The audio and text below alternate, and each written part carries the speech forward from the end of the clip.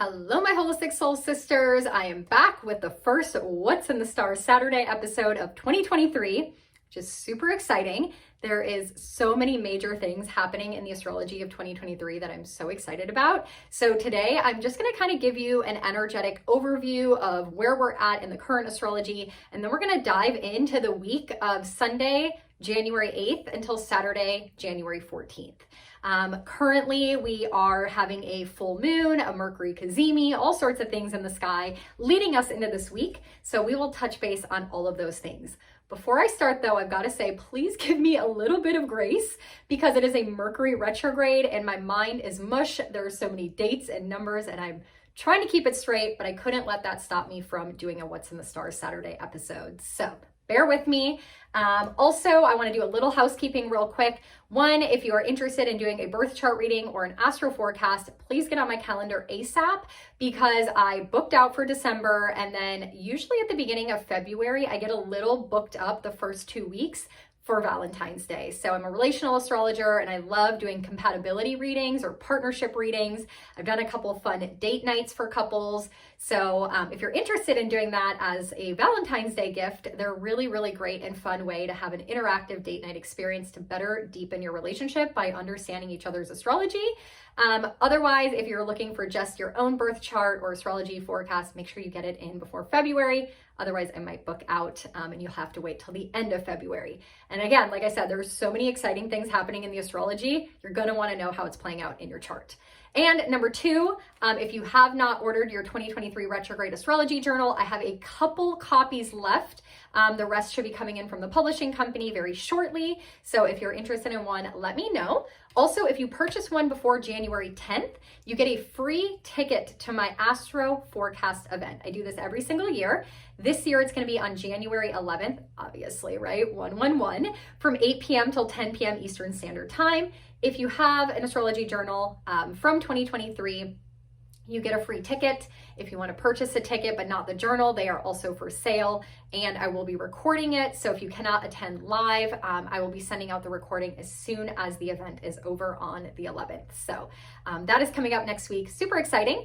Also, I recorded a full moon in Cancer video over on the YouTube channel. I know you're probably seeing this on Saturday, but know that that full moon energy is potent all the way until the 9th of January. So you have not missed it yet. You still have time to fill out your journal prompt, to do your ritual, all that energetic stuff. So also in that YouTube video, I go way more in depth about the astrology, especially for that full moon. Okay, so let's go ahead and dive right in. Before we can move forward, we have to do a little recap of where we currently are in the astrology. So number one, Pluto. Pluto is still in the zodiac sign of Capricorn as we enter into 2023. He's been here for over 2 decades. It's been a very long time, but now this year in 2023, he is officially moving into the zodiac sign of Aquarius. Now, nobody has been alive in this energy before. The last time that Pluto was in the energy of Aquarius was back when the United States was born 250 years ago. So that energetic shift will be coming up in just a couple months in March. But for now, he's still in Capricorn in his final degrees. So any final lessons, Pluto represents power. You see him as the P. Power, control, manipulation. He's the god of the underworld, so he dredges and digs things up from the underworld. Capricorn rules institutions, government, restrictions, anything that has rules and boundaries. So medical institutions, school institutions, and Pluto has been really shaking that up. And when he moves into Aquarius, it will be power to the people because Aquarius is humanitarian and futuristic. So we'll talk a lot more about those kind of things in the Astro forecast event next Wednesday, but just wanted to remind you guys of that. Now, the next planet is Saturn. Saturn is in Aquarius. We've been talking about this for a very long time. He has been in Aquarius since December of 2020, but he's in his home stretch. He is also moving in 2023. So much action and energy happening this year. That's why I say it's so exciting. Saturn is finishing up. He's in his home little stretch of Aquarius and will also be moving into Pisces now, also in March on the 7th. If you are currently going through a Saturn return, meaning you were born with a Saturn in Aquarius, you are in your home stretch, congratulations, you were almost there. But if you have a Saturn in Pisces, you will be starting your Saturn return, and I will be making a whole nother video about that. So pay attention for that coming up. In Pisces, though, we currently have Neptune. Neptune is the planet of fantasy, of illusion, of dreaming, of ethereal, of energetic, metaphysical space. He is in his home sign of Pisces, so there is going to be a lot of dreaminess and expansiveness and creation of that dream life, especially when Saturn comes in with his discipline and structure and commitment to really help us move forward in this area of life. Now, Jupiter, dear Jupiter, you guys know he is my favorite life coach planet. He's the planet of expansion, of growth, of prosperity, of blessing. He has been in Pisces in 2022, but on December 20th, he officially moved into the zodiac sign of Aries. Anytime a planet moves from Pisces into Aries, it resets. Because Pisces is 12, it's the last and final zodiac sign, and Aries is the first.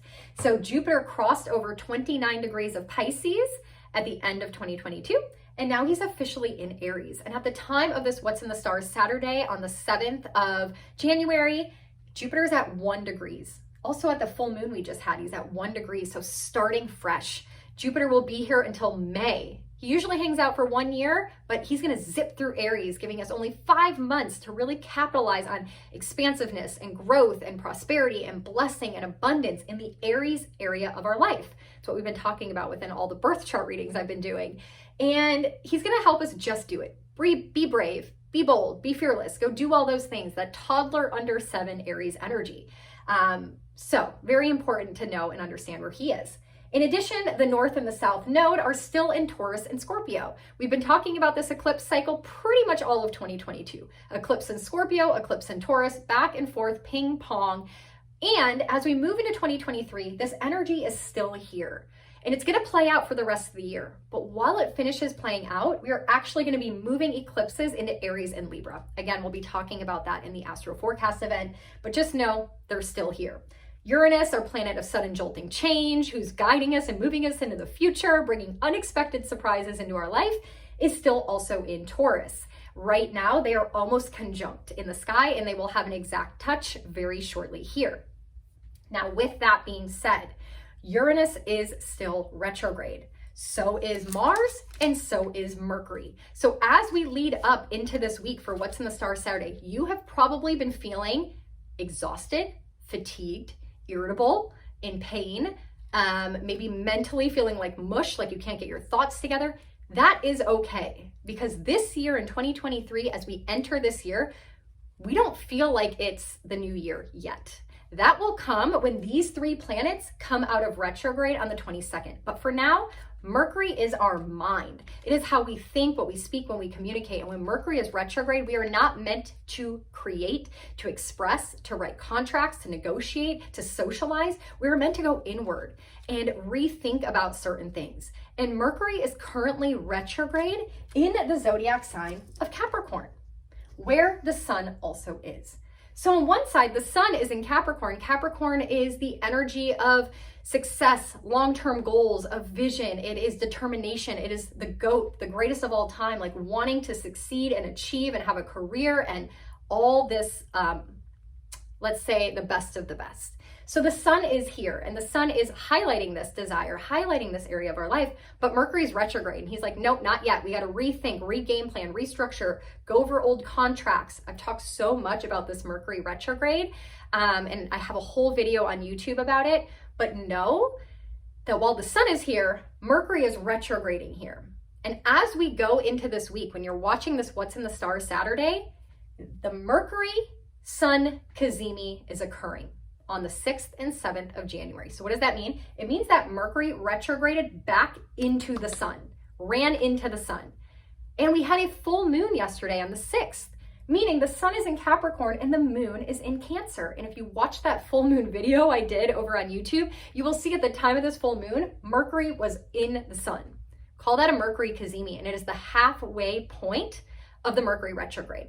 What that essentially means is we are going back over something, a conversation, an idea, a contract, something with the mind, something with communication that happened to us in December, and we're having to reevaluate it, restructure it, rewrite it, re-something.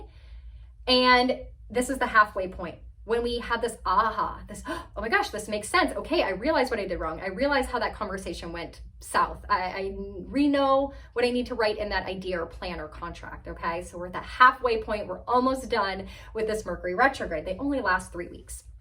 Okay, so there's that. We have the full moon in Cancer, meaning the sun in Capricorn, moon in Cancer, and we also have our Mars retrograde. Mars retrograde is happening in what zodiac sign? You should know this because I made a YouTube video on it and I've been talking about it since August of 2022. Mars is in the zodiac sign of Gemini still. Mars is the masculine. It likes to do, it likes to go, it likes to create. It is our energy, our chi, our life force, and moving us forward, doing all the things. And Mars hangs out in a zodiac sign for about 6 weeks. When he got into Gemini on August 20th, he's been trapped here for 7 months. And he is still retrograde. Mars being our stamina, our chi, our life force is retrograde. So we don't feel active. We don't feel like doing things. We don't feel like making decisions. Mercury retrograde, our mind is mush, like, ugh. Uranus moving us into the future, also retrograde. So we're not ready to step into the future yet. If, again, you've been feeling exhausted, stressed out, irritable, all these things, that's why, because we are in this retrograde season. Let it pass, let the energy flow. And next week, it's going to start getting lighter. But it actually just got a lot heavier the last week. And that's kind of why.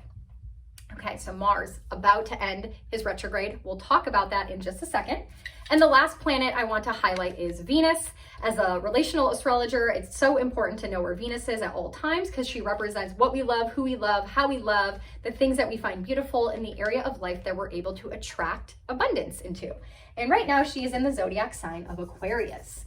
Aquarius is innovative, it's unconventional, it's unique, it's futuristic, it is wanting to be authentic. And so Venus is helping us have these authentic, unconventional relationships that work for us and having more self-love and to appreciate our uniqueness. So really cool energy, and she won't be here for very long. At the end of the month, she will be moving into the zodiac sign of Pisces, which is freaking beautiful. I'm so excited for that energy. Okay, so that is the current astrology. That is what's been going on. The first week of January, we had Venus moving into Aquarius on the 2nd. She will be running into Saturn, which we'll talk about later in the month in another What's in the Stars Saturday. On the 6th, we had the full moon in Cancer. On the 7th, right about that same time of the full moon, we have the Mercury Sun Cazimi, where our mind runs into the sun. It's hot, we're blinded, we can't see, we can't think. It's the halfway point, and we're realizing, oh my gosh, okay, I gotta fix this thing. Redo, reanalyze, restructure. Mercury retrograde. Okay, Mercury retrograde, technical difficulties. Let's try this again.